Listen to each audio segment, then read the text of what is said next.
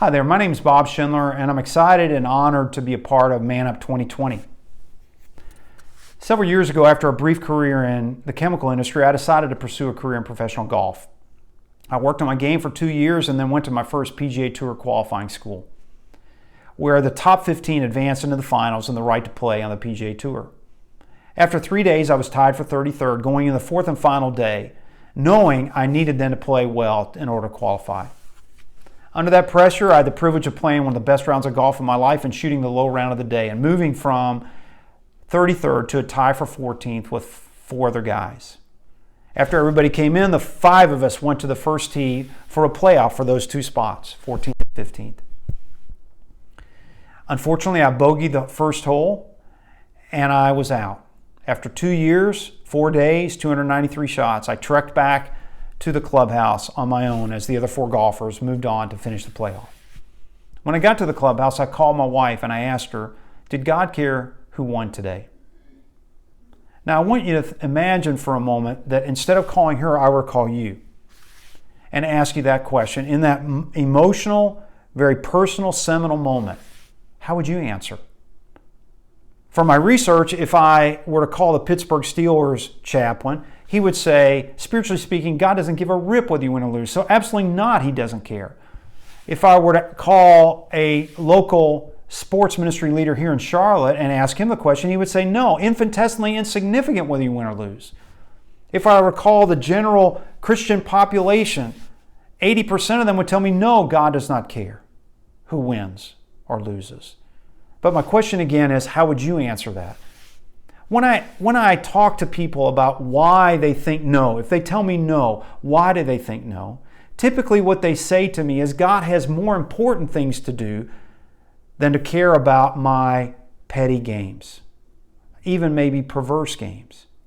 They say that God has things like the racism that we're confronting today and being challenged to confront even more fully than we ever have before today. He cares about world hunger. He cares about sex trafficking. Those are the important things, not your games. And as a result of that, we're left with a God who has a cares bucket and a doesn't care bucket. And we just said the things that goes in the cares bucket are those important issues of life, and maybe things like the spiritual things of life, like church and prayer and Bible study. Certainly God cares about those things. But with regard to my games, my outcomes, he doesn't care about that. But my question that I would ask you is, if you hold that perspective, who decides what goes into which bucket? Where do the other things of life go in? In which bucket do they go into? I've been meeting with men for over 30 years now, and I've asked them, what about your job does God care about? And they would tell me, certainly God cares about the money that I can make to give to the advancement of His kingdom. They would say that God cares about the people that I could potentially reach. But in 30 years, when I've asked them, what about the product of your work? Does God care about the product of your work? Not one of them have told me to put that into the cares bucket. Every single one of them says that it goes in the same place the outcome of my games go. That's the doesn't care bucket. Now that leaves us confused. That confusion is illustrated by Kurt Warner, Hall of Fame NFL quarterback. When he was asked, does God care who wins? He said this, do I believe that as a son of God that my life is important to Him? No question about it, but I don't know how exactly that fits into winning and losing. You see, he can't resolve the confusion that he feels. But not only does it leave me confused, it leaves me in tension. Now I'm in tension trying to get God to care about what I care about. You see, I cared who won that day. My future was riding on who won that day. And if God doesn't care, then I'm in tension trying to convince Him to care about that which I think He doesn't care about. Now, you know what that's like. If you've ever had a boss or an employee or a wife or a child or a friend that you've tried to convince to care about something, you know that tension. And most of us, if we've ever felt that tension with God, would recognize we're not winning that battle. If God doesn't care, we can't get Him to care. And as a result, then, I'll walk away from Him. If He doesn't care about what I care about, and I'm left alone dealing with the disappointment and the discouragement from the loss that day. But that's why I don't like the no answer to the question. I'm left with a disinterested spectator God who then I'm confused about what he cares about, and I'm left alone to deal with the disappointments of my life for those things that I care about, and I'll walk away from him. Now, I would ask you to consider a different answer today than the no answer. And the answer I would ask you to consider is that yes, God cares, but for very different reasons than we do. You see, I cared that day because of what it said about me as a golfer, about my identity as a golfer, about my greatness as a golfer, about my ability as a golfer, about my glory as a golfer, as I would call it. God cares about what happened that day because not about my glory, but about His. To illustrate that point, let me refer to you to 1 Corinthians 10:31. Paul is trying to convince you there of the same things I'm trying to convince you of today. He says, whatever you do, whether you eat or drink, do it all for the glory of God. Take every bit of life in the winnings and the losings and connect those with the glory of God. Connect those with the showing off of God's greatness. Not showing off my greatness, but showing off His greatness, His adequacy, His identity, reflecting Him to the world around me. That's what he cared about that day, was about reflecting Him and the advancement of His kingdom through that reflection and through the outcome of that day. You see, he cared as it mattered to the advancement of His kingdom as I reflected His glory in that atmosphere. As I honored Him and by the way that I conducted myself, as by the way I even played.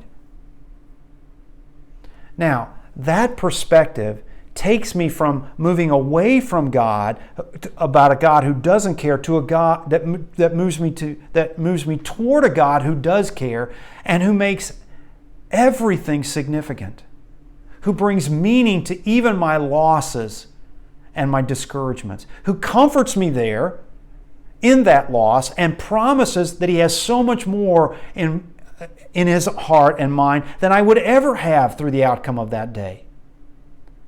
That brings me hope and meaning and comfort in a place when I've lost, and great joy and humility when I win. Now, when people have grabbed onto this idea, it has brought that kind of hope and meaning to other arenas of life. Because the verse says, whatever you do, whether you eat or drink, even the insignificant things of life, connect those to the glory of God. Do those for the glory of God. They all matter to God. They are all something He cares about. How you work, how you parent, how you husband, all of that matters to God. He cares about it significantly because of the way in which it displays His character and advances His kingdom. He cares even about the insignificant things, about changing diapers, about making a bed, about doing the insignificant things around your job, about doing dishes when you're done at night for your wife's sake. All of those matter because they can honor and show off the character of this God. And for that reason then, He cares about everything. When individuals have grabbed onto that, it has changed them. When groups of individuals have grabbed onto that, it has changed culture. Nothing doesn't matter to God. There isn't two buckets. There's only one bucket now. God cares about everything. Whether you eat or drink or whatever you do it all for the glory of God. So, does God care who wins? I hope you leave today with a different perspective on the question. I hope you'll leave today understanding that the question is bigger than just a yes or no answer could suffice. I would ask you to think that also it's bigger than just what happens on the athletic field, on golf courses or football fields or soccer fields or basketball courts, but spreads to all of life in what really matters to God. And then I would ask you to have a different answer to that question, to go from a two-bucket mentality into a one-bucket mentality that says, yes, God cares about everything in the way that it advances His kingdom as His character, as His magnificence is displayed in even the insignificant things of our lives.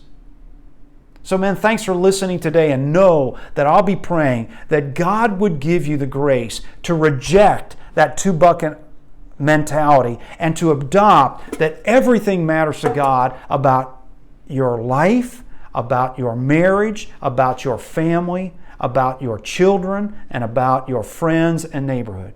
Thanks again.